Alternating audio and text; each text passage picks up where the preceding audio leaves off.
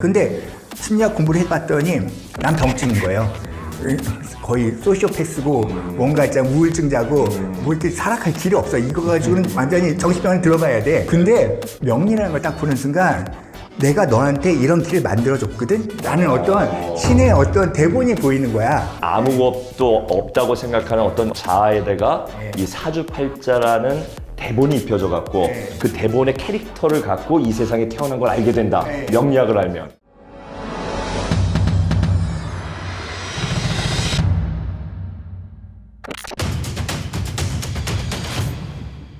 안녕하세요.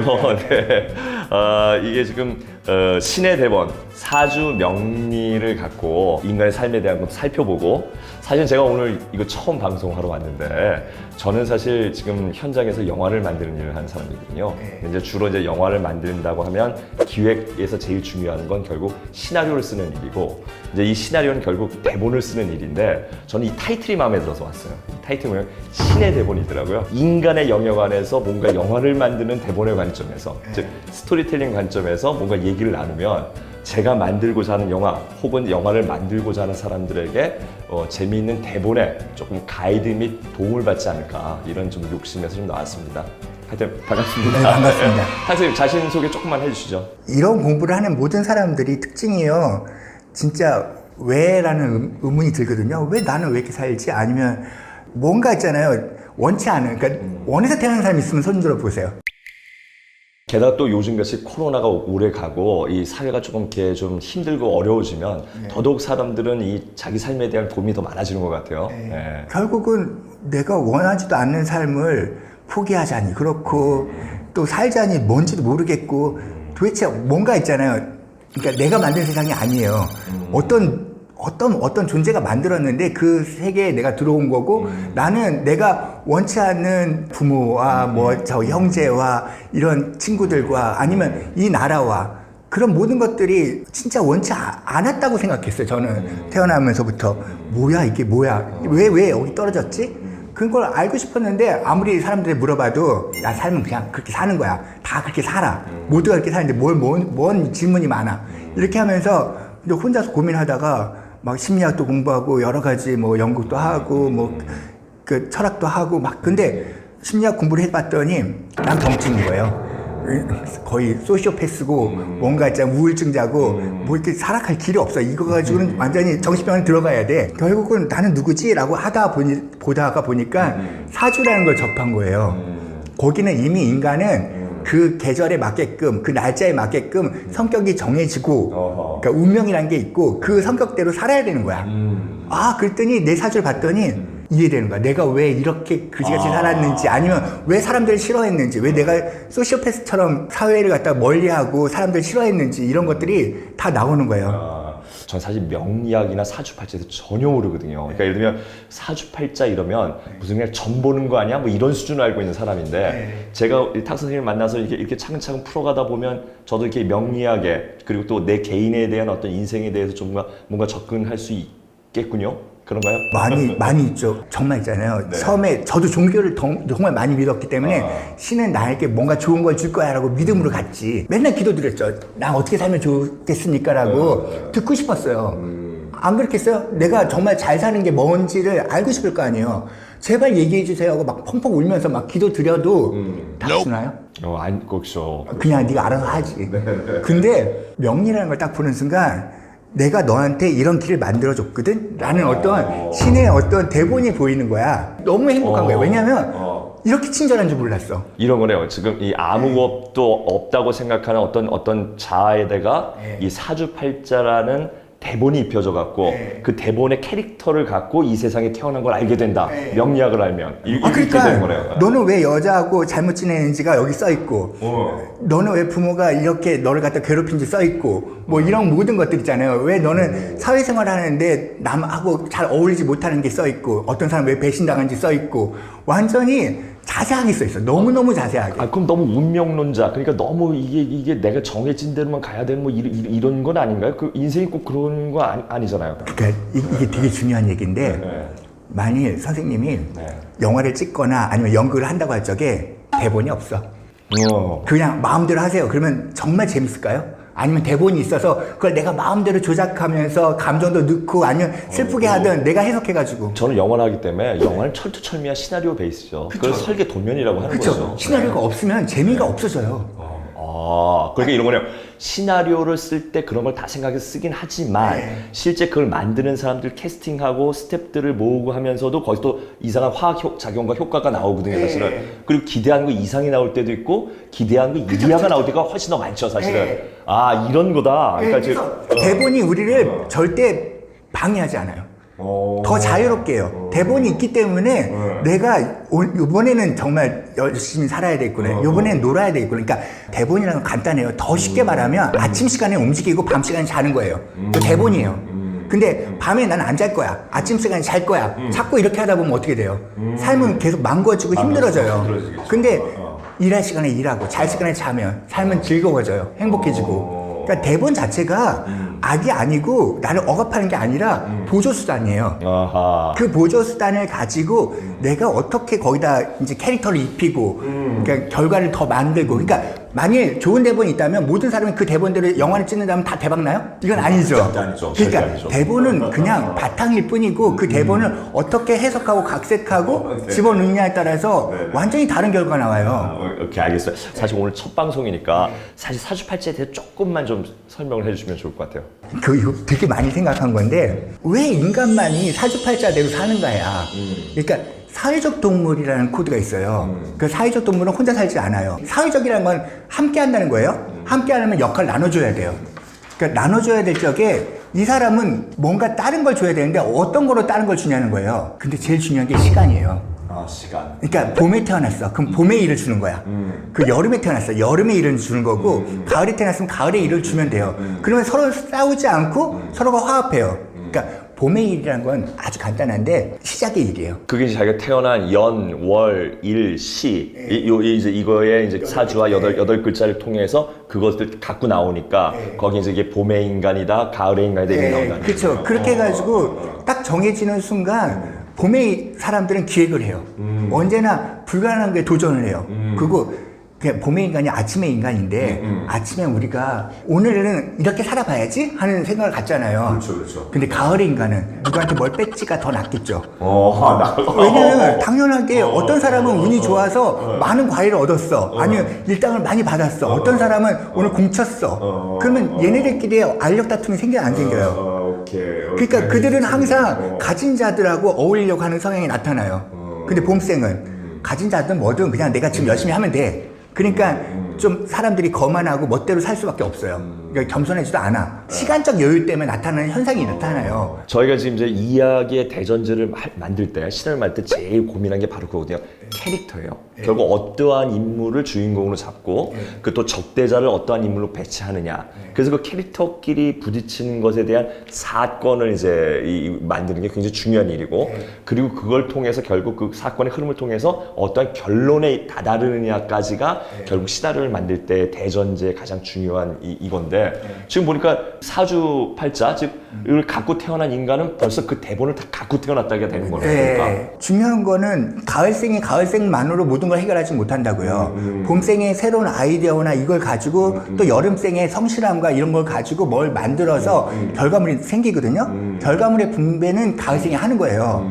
그 다음에 이제 겨울생은 그걸 갖다 잘 다듬어 가지고 새로운 또 봄을 위해서 내가 가장 좋은 물건들을 다시 선택하고 선별해가지고 만들 필요가 있어요. 그래서 계획을 짜고, 그 다음에 봄생이 그거 갖다 진짜 되는지 찾아보고, 여름생이 됐으면은 그걸 갖다 다 확장시키고 막 복제하고, 막 복제해서 결과물이 나타나면 가을생이 거기에서 평가 내리고, 이거 생장수장이라고 그래요. 그러니까 그러니까 하고 장한다는 건 확장한다예요. 그 다음에 수는 걷어들인다예요. 그 다음에 또 장은 보존한대요. 보존. 그러니까 겨울에는 기본적으로 더 나은 걸 보존해가지고 나중에 후대에 넘겨주겠죠. 모든 역할이 계속 순환돼야 돼요. 그러니까 같이 살지 않으면 안 돼요. 근데 같이 사는 방법 중에서 이렇게 사회적 동물로 사는 데 있어서 사주만한 거, 그러니까 생년월일시, 그러니까 시간만큼 나의 성격을 부여하는 게 더 강력한 게 어디 있냐는 거예요, 지금. 그냥 이 부모가 좋아서 얘를 갖다가 봄생을 만들어준 게 아니라고요. 그러니까 우리가 재밌는 게 사주팔자를 알면요. 부모는 나의 부모가 아니다라는 걸 알게 돼요. 왜냐면 부모의 성질을 안 따라가요. 왜냐면 계절의 성질을 따라가 버리니까. 그러니까 나는 가을생 엄마인데 애가 봄생 자식을 낳았어. 그럼 도대체 이해가 안 되는 거야. 이건 내 자식인데 이건 도대체 내 자식을 할 수 없어. 그리고 마찬가지로 봄생 자식은 가을생 엄마가 왜 저래? 왜 저렇게 세상을 갖다 빡빡하게 살아? 이렇게 하면서 결국은 우리는 신의 자식일 될 수밖에 없는 거예요. 그러니까 부모도 형제도 모든 것들이 다 시간에 따라서 결정되기 때문에 내가 좋아하는 사람은 같은 시간에 아니면 시간이 연계되는 사람들 간에 코드가 맞을 적에 서로가 좋은 사람이 되는 거지. 결론적으로 지금 이제 그 명리학적으로 바라봤을 때 우리 인간은 결국은 시간, 그러니까 연월 태어난 시간까지 통합해서 그걸 갖고 태어남으로 인해서 결국 캐릭터라는 어떤 이게 다 성격이 씌워졌다는 거죠. 어떤 사람 만나냐에 따라 사실은 사건들이 발생하게 그렇죠. 되는 그러니까 거죠. 어떤 좋은 결과물이 나온다는 것은 결국은 화합을 얼마큼 잘하냐에 따라서 나오는 거지 내 팔자가 좋아서 나오는 게 아니라는 거예요. 한 마지막으로 이런 걸 짚어주시면 좋겠는데 뭐냐면 수많은 사람을 통계로 이루어졌다 뭐 이런 얘기를 듣기도 하는데 어떻게 보시나요? 이게 명리학의 이 어떤 통계적인 측면이라든가 학문적인 측면에 대해서. 우리가 봄을 통계학적으로 봄이라고 말하지는 않고요. 가을을 통계학적으로 가을이라고 하지 않아. 그냥 봄과 가을은 다르고요. 그 다음에 겨울과 여름은 달라요. 다르기 때문에 그냥 그건 규정된 거예요. 그러니까 만약 이게 통계학이라면 나는 수많은 사람들하고 상담을 많이 해야 되지만 사주가 100만 가지예요. 그럼 내가 100만 가지를 다 읽어봤어야지. 근데 안 읽어봐도 그러니까 통계는 귀납적인 거예요. 해봤더니 이게 나온다는 거예요. 근데 연역적인 것은 1 더하기 1은 2예요. 2 곱하기 2는 4고요. 그러면 2 곱하기 2는 4라는 것을 해봤어요? 그냥 아는 거죠. 그러니까 이분이 사실 나는 그런 사람 아니에요라 해도 저는 이걸 통계를 읽지 않기 때문에 이분은 완전 개무시해요. 결국은 인간한테 씌워진 사주팔자의 시간이라는 8자의 코드가 있기 때문에 이 사람이 부인하더라도 그 원래 갖고 있는 원리 원칙에 따른 성격들은 규정될 수 있다. 그래서 부인해봐야 소용없다. 통계학 쪽을 하면 내가 틀릴 수도 있다고 생각하잖아요. 근데 틀릴 수가 없어요. 이건 무조건 그냥 봄은 봄이고 여름은 여름이고 그러니까 빛이 있으면 빛이 있는 거고 없으면 없는 거예요. 그럼 이제 그거를 순응하고 사느냐 거부하고 사느냐에 따라 굉장히 달라지나요? 아니 사주에 다 써 있어요. 이미 거부하고 산다고 써 있고요. 그러니까 그 캐릭터의 진행 방향까지도 다 써 있는 거네. 진짜 재밌는 거 얘기해 줄게요. 뭐냐면 정관이라는 게 있어요. 정관은 모든 사람이 인정해주고 그러니까 국가의 봉을 먹는다예요. 그래서 정관 운이 오면 되게 좋아요. 근데 정관 운이 딱 왔어 이 사람한테. 이 사람이 국가의 봉을 먹어야 되잖아요. 공부를 하거나 막 하는데 이 사람이 능력이 안 돼. 그럼 어디로 가냐면 교도소 가요. 정관을 갖고 태어났는데 이 사람이 그거를 잘 못하게 되면 그 역으로 교도소까지 갈 수 있는 게 된다. 재밌어지고 있어요. 아니 그러니까 근데 그 사람이 정관운에 억울하잖아. 교도소에 이게 자기가 실수한 것도 아니고 그렇죠. 그럴 수 있어요. 뭐 누명 시켜가지고 정관에 갔어. 그래서 그 사람은 되게 억울해하는데 사실은 그것 때문에 거기서 공예도 배웠고 몸도 튼튼해졌고 건강도 잡고 그랬다. 그래가지고 나와가지고 사업을 했어. 뭐 가구 사업을 해가지고 되게 잘 됐어. 근데도 억울한 거야. 그냥 사람들은 우리가 좋은 운이 왔어도 좋은 운인지 모를 수도 있어요. 가장 단순하게 혈액형부터 4가지 분류, 그 다음에 이제 좀 나가면 MBTI, 16가지 분류를 얘기하는데 여기에 만약 사주팔자를 들이면 이거 뭐 100만 가지 이상이 나올 수 있다라는 거잖아요 지금. 그렇게 되나요? 그게 되게 재밌는 게 원래 8가지의 성격 사주니까 8글자잖아요. 그렇죠. 8가지 기운을 갖고 태어나요 사람들은. 그걸 끊임없이 채우는데 사주는 더 재밌는 게 환경이 변해요. 그러니까 결국 내가 태어날 땐 봄이었는데 이제 한 50쯤 되면 가을 운으로 바뀌어요. 그러니까 원래 신이 준 그 날짜는 똑같지만 그것이 끊임없이 내년이 다르고 올해가 다르고 뭐 이렇게 다 다른 것처럼 뭘 또 만나느냐에 따라서 얘의 변화가 생겨요. 영화도 똑같은 거죠. 왜냐면 우리가 재밌는 영화를 이제 분석해 보면은 이게 항상 큰 2가지 사건 반드시 필요하고 그리고 엔딩에는 원래 보였던 주인공과 성격이 달라진 주인공을 보여줘야 하는 뭐 이런 논리적 원칙이 그래요. 그러니까 사주가 재밌는 게 환경까지도 얘기해줘요. 너 지금 이제부터 이런 사람 만나. 되게 싸가지 없는 사람 만나. 아니면 되게 좋은 사람이 너한테 와. 귀인이 와. 이런 게 있어요. 근데 귀인이 온다고 다 좋은 거 아니고 귀인을 또 내가 함부로 쓰면 내가 게을러지고 그러다가 이제 팽당할 수도 있고 정말 수많은 또 결과물에 대해서는 변수가 엄청 많은 거예요. 그렇죠. 또 그 만나는 사람이 누구냐에 따라 또 달라지겠네요. 아주 간단한 얘기는 뭐냐면 우리나라에 같은 사주를 가진 사람이 같은 시간에 태어난 사람이 적어도 50명 이상은 있어요. 그러니까 예를 들면 쌍둥이는 사주가 똑같잖아요. 예를 들면 그러니까 쌍둥이 보는 사주는 또 다르지만 쌍둥이 아니래도 그냥 같은 시간에 태어났으면 그럼 그 사람들이 한 사람이 대통령 되면 모두가 대통령 되거나 한 사람이 죽으면 그건 다 아니죠. 죽냐고요. 그건 아니죠. 아니란 거예요. 결과는 우리들 책임이에요. 사실 대본은 이렇게 가라고 했는데 안 하셔도 돼요. 강제의 조항이 아니야. 그러니까 한마디로 로미오와 줄리엣 대본을 줬다고 해가지고 내가 그걸 똑같이 읽을 필요는 없어요. 무대 위에서. 내 마음대로 읽어도 돼요. 근데 내가 마음대로 읽으면 관객들이 재미없어 해. 그리고 돌 맞아. 뭐 어쨌든 그럴 수 있어. 그런 것처럼 내가 멋있게 잘하면 박수 받고 멋있게 못하면 그냥 돌 맞고. 결국 신의 대본이라는 어떤 틀이 씌워진 거고 이 세상을 살아가는 거는 결국 그 사람의 의지와 또 그 사람의 어떤 노력과 여러 가지 것들로 변화할 수 있다. 그러니까 결국은 그 대본을 잘 인정하고 잘 살아가는 길도 있지만 근데 역행해도 잘 살 수 있지 않을까요? 아니, 그런 경우 없어요. 아, 왜? 잘 봐요. 기본 대본이라는 것은 신이 너 그 다음 대본은 이 사람이 나오게 돼 있어 하는데 결론까지 정해져 있죠. 예, 사실은. 동선까지 다 정해졌는데 나 동선을 반대로 갔어. 그럼 얘 혼자 헛짓해요. 그런 거네요. 네, 그런 거네요. 네, 그러니까 알겠습니다. 이제 제가 좀 감이 잡혔어요. 그러니까 뭐냐면 명리학, 즉 사주팔자를 신의 대본이라고 하는 것은 그걸 빨리 이해하고 그래서 그 이해 안에서 최대한 활용해서 노력과 의지로 더 잘 살 수 있는 방법을 만들 수 있는 데는 되게 좋은 이 지표가 되는 거다. 뭐 재밌죠. 이렇게. 대본을 읽은 사람끼리 같이 놀면 정말 재밌는데 그렇죠. 합이 맞으니까. 네, 대본 안 읽은 사람끼리 만나면 너 잘났어 너 잘났어 네 팔도 충돌이 일어나죠. 굵어 그러면서 혼자 살게 되고 그냥 자연인이 돼버려요. 너희들 못 놀겠다.